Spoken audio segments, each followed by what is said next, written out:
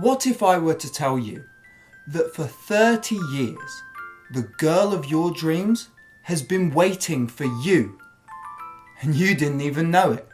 The only thing separating the two of you was a few thousand miles and a language barrier. Oh, and one other thing. She is fictional. It's still real to me, damn it! For years, Tokimeki Memorial, the grandfather and the original proliferator of the dating simulation genre, has languished in the purgatorial state that many ever so offbeat Japanese video games find themselves in. A nationwide phenomenon at its launch, and for years later in its homeland, Tokimeki Memorial never got a chance on the world stage, and would stay naught but a niche cultural curiosity to the rest of the non-Japanese speaking world. Though Tokimeki Memorial's mashup of intricate, number-crunching RPG systems with cute, visual novel-esque aesthetics would send ripples that would turn into waves through the game design world. And today, the dating simulator genre has a devoted player base worldwide. So if we're being honest, it's baffling that this historically significant and pioneering game never got translated into English, officially or otherwise. Well, until now. Yes, as of March 6th, 2022, exactly 10,145 days after the game's original release date of May 27th, 1994, the English-speaking world was finally blessed with a fully playable translation patch for the original Tokimeki Memorial. For the first time, non-Japanese speakers could attend Kirameki High School and try their hand and heart at winning over the game's cast of cute, dateable anime girls. This translation patch for the Super Nintendo port of the original game, we'll get into that later, was created by ROM hacking group Translated.Games, who have previously worked on translating various other SNES titles. Today's video will not be a review nor analysis of this translation, but instead a quick guided tour through the history that led us to this point. But before we get into it, I would just like to sincerely thank the translation team for taking up this project and allowing me, someone who is currently too busy to learn Japanese for the sole purpose of playing a game in which you date 2D girls, the chance to play this game and date those 2D girls. And I would also be remiss to not tell you, dear viewer, to like this video and subscribe to any button to start. We are currently on the road to hitting 1,000 subscribers, and your help would be more than appreciated. Anyway, with that out of the way, let's get into it. As previously mentioned, Tokimeki Memorial was initially released on May 27, 1994, and was originally exclusive to the PC Engine, or as it was known in America, the TurboGrafx 16. Though America, or any other country for that matter, would need not worry about Tokimeki Memorial's console exclusivity, as, of course, it would not be coming out anywhere but Japan, even despite the game's overwhelming success within the country. During the first 3 years of its release, the game had sold 1.1 million copies, and had been ported to 4 more systems: the PlayStation, the Sega Saturn, the Super Famicom, and the personal computer. Tokimeki Memorial was a success among successes, as its developer and publisher Konami was on a streak of all-timer releases during the period before and after Tokimemo's release. Alongside Tokimeki Memorial stood such future classics as Metal Gear Solid, Castlevania Symphony of the Night, and Silent Hill. In Japan, the sight of these dark in tone action games sharing a lineup with this brightly coloured and adorably innocent game about talking to girls didn't turn too many heads. Though judging from the tiny trickles of press the original game got from America, it's clear to see that the same level of acceptance would have not been observed if the game had been translated and brought to Western shores all those years ago. In a 1996 New York Times article, brilliantly referenced and deployed in the action button review of Tokimeki Memorial, that of course we will get into later, author Andrew Pollock compares Tokimeki Memorial to crass American pseudo-pornographic adventure game series Leisure Suit Larry, and generally gawks at the perceived perverseness of the people who pursue and play Tokimeki Memorial and games of its ilk. Whilst in America, controversy was raging over the pornographically violent nature of Duke Nukem 3D, this American journalist was halfway across the world raising eyebrows and dropping jaws over quotes such as, "In Tokimeki Memorial, I can do things I couldn't. I wanted to tell a girl I liked her, but I couldn't." This article really puts into context some of the reasons why Tokimeki Memorial and its bevy of sequels and spin-offs never got localized outside of Japan by its makers. I can imagine that the higher-ups at Konami saw this article and the general talk around the game outside of Japan and believed that bringing this dating simulator to the West would have been a completely unprofitable endeavour. Tokimeki Memorial's aesthetic and atmosphere simply did not gel with the vibe of raging masculinity that America's late 90s gaming scene had adopted, and so, within mere moments, Tokimeki Memorial faded from the foaming lips of American game likers. Well, except for a few.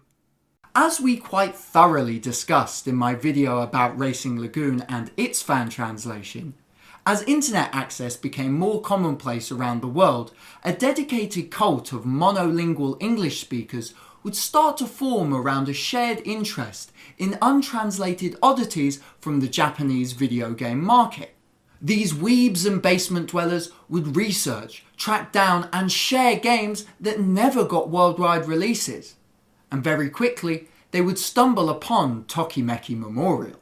A fascination would almost instantly take hold for anyone exposed to Tokimemo and its 12 dateable girls, though of course, the language barrier still stood. Many tried to circumnavigate this wall by gathering and sharing various gameplay tips, whilst others created detailed English language guides for the various routes through the game's story. Though, these never did the whole trick.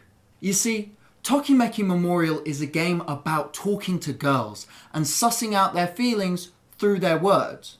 So, until a member of this community would stand up and fully translate the game, the full experience could not be had by anyone who didn't possess requisite knowledge of the Japanese language. I'm sure that many in the community thought that this fan translation would only be a matter of time.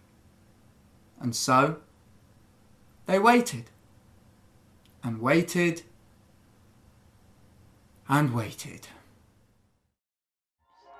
Lots of fire, pussy, human women. When there's still no fan translation. Bro.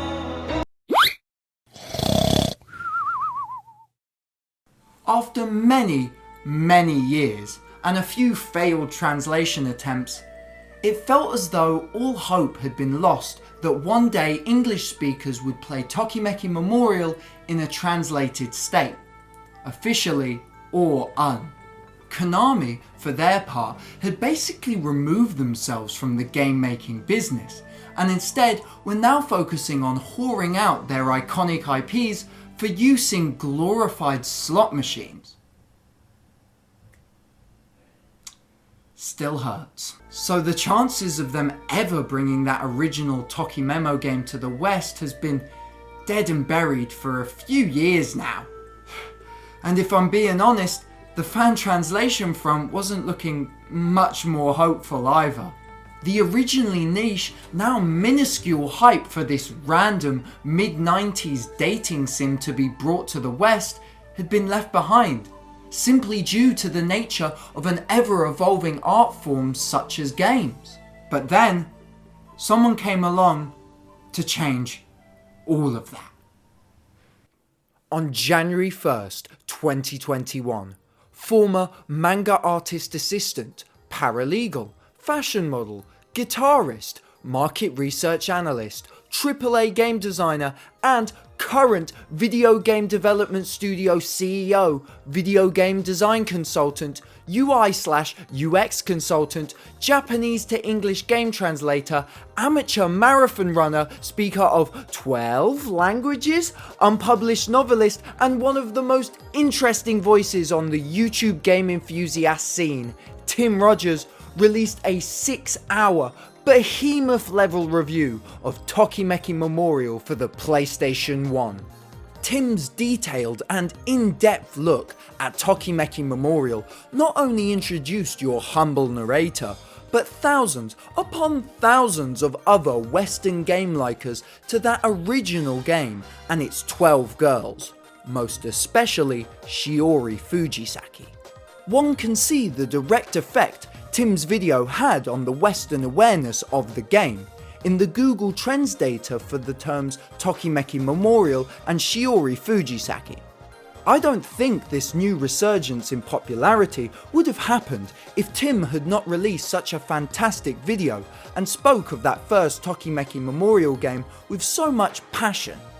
So yes, if you haven't, somehow, seen that video, go check it out after this one. You won't be disappointed.